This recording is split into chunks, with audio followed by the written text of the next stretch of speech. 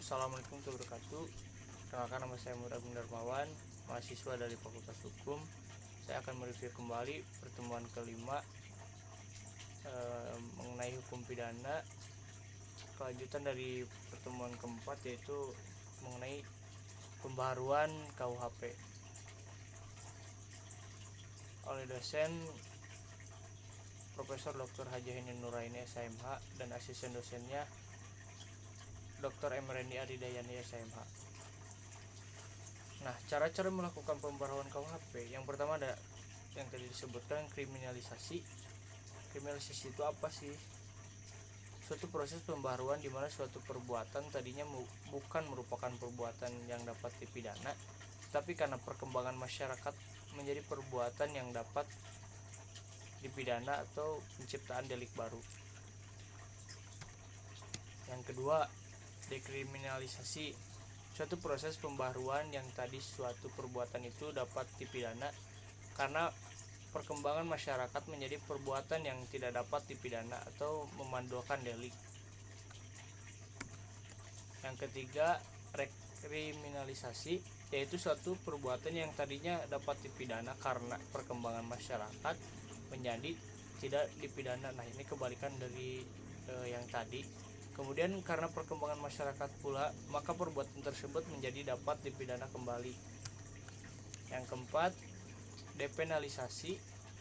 Suatu proses yang tadinya perbuatan itu dapat diancam pidana, kemudian ancaman pidananya hilang dan masih dimungkinkan untuk diganti dengan sanksi lainnya. Yang terakhir, mitigating. Suatu proses pembaharuan yang tadinya suatu perbuatan dikenakan sanksi hukum yang berat diganti menjadi sanksi yang lebih ringan.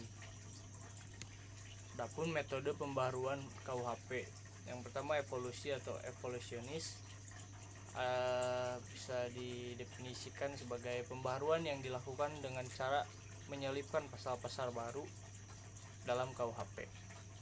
Yang kedua ada kompromis, pembaharuan yang dilakukan dengan cara menambah atau menyelipkan bab baru dalam KUHP. Jadi apabila ada aturan baru, cukup dengan cara menambah atau menyelipkan saja. Yang ketiga ada global, pembaruan hukum yang dilakukan secara keseluruhan, baik hukum pidana material maupun hukum pidana formal. Nah, selanjutnya periodisasi pembaruan KUHP. Secara kronologis, perubahan, penambahan dan pembaruan undang-undang hukum pidana telah dilakukan terhadap beberapa perundang-undangan.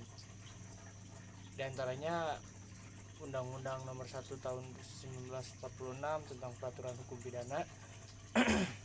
Yang selanjutnya ada Undang-Undang Nomor 20 Tahun 1946 tentang Hukum Tutupan dan lain-lain. Sekian dari saya, Muhammad Agung Darmawan. Assalamualaikum warahmatullahi wabarakatuh.